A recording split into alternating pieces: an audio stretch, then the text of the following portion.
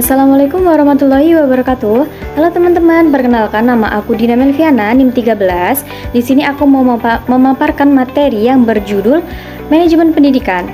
Langsung saja ke materi ya.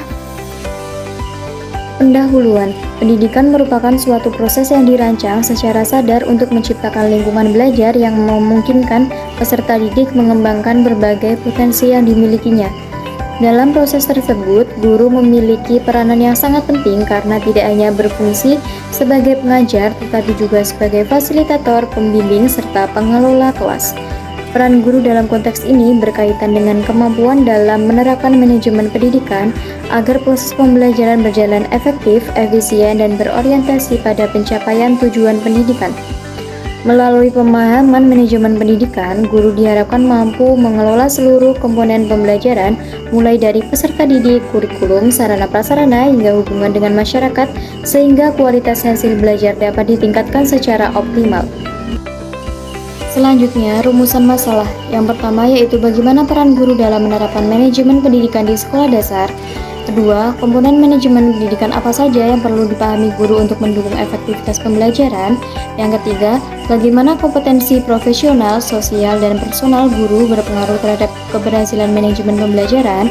Yang keempat, upaya apa yang dilakukan guru untuk menciptakan sistem pembelajaran yang efektif, efisien, dan berorientasi pada tujuan pendidikan.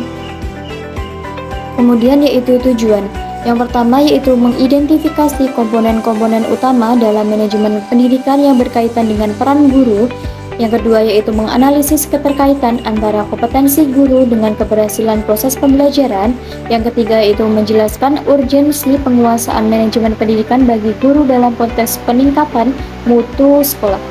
Yang keempat yaitu menegaskan peran strategis guru tidak hanya sebagai pengajar tapi juga sebagai manajer dalam penyelenggaraan pendidikan. Pengertian manajemen pendidikan.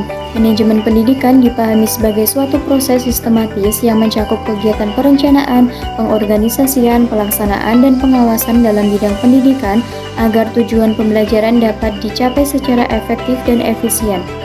Pengelolaan tersebut melibatkan pengaturan berbagai sumber daya seperti tenaga pendidik, peserta didik, kurikulum, sarana prasarana, serta pembiayaan pendidikan.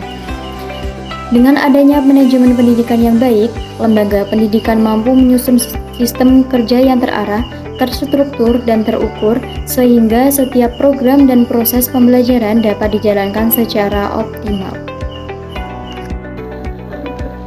Fungsi manajemen pendidikan yang pertama yaitu perencanaan, menyusun tujuan, program, strategi, dan kebijakan pendidikan agar kegiatan pembelajaran berjalan terarah. Yang kedua yaitu pengorganisasian, mengatur pembagian tugas, wewenang, serta tanggung jawab dalam lembaga pendidikan. Yang ketiga yaitu pelaksanaan, menggerakkan sumber daya pendidikan melalui arahan, motivasi, dan kepemimpinan. Yang keempat yaitu pengawasan, memantau dan mengevaluasi pelaksanaan kegiatan pendidikan serta melakukan perbaikan jika diperlukan. Yang kelima yaitu koordinasi, menyelaraskan seluruh kegiatan agar berjalan harmonis dan tidak tumpang tindih.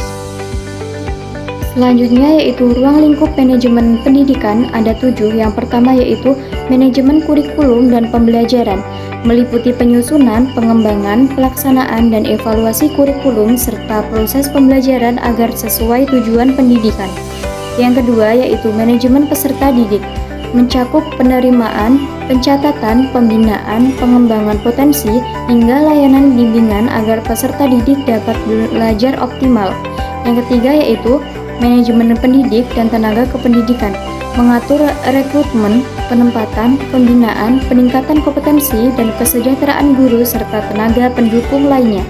Yang keempat yaitu manajemen sarana dan prasarana pendidikan, berkaitan dengan penyediaan, pemanfaatan, pemeliharaan, dan pengembangan perencanaan anggaran, meliputi kelas, media, laboratorium, dan lain-lain biaya untuk mendukung pembelajaran efektif dan transparan. Kemudian yang kelima yaitu manajemen dan pembiayaan dengan masyarakat atau humas, membangun komunikasi dan kerjasama antar sekolah, orang tua, dan masyarakat untuk mendukung program pendidikan.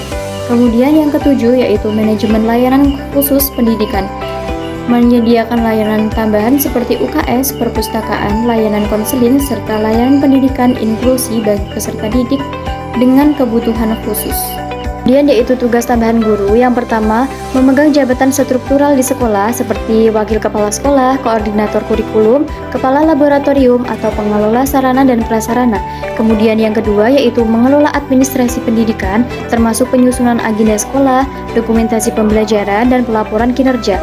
Kemudian yang ketiga yaitu mendukung operasional sekolah, berperan dalam kegiatan organisasi sekolah, pelaksanaan program, dan pengembangan mutu pendidikan. Kemudian yang keempat yaitu meningkatkan koordinasi dan komunikasi internal, menjalin kerjasama dengan guru lain, tenaga kependidikan, serta pihak sekolah dalam menjalankan program pendidikan. Kemudian yang kelima yaitu mengembangkan kemampuan manajerial dan kepemimpinan. Melalui tugas tambahan, guru memperoleh pengalaman dalam mengelola sekolah dan mengorganisir kegiatan. Kemudian yang keenam yaitu menghadapi tantangan kinerja tambahan. Beban tugas tambahan dapat mempengaruhi kecepatan kinerja, inisiatif, dan fokus dalam kegiatan mengajar.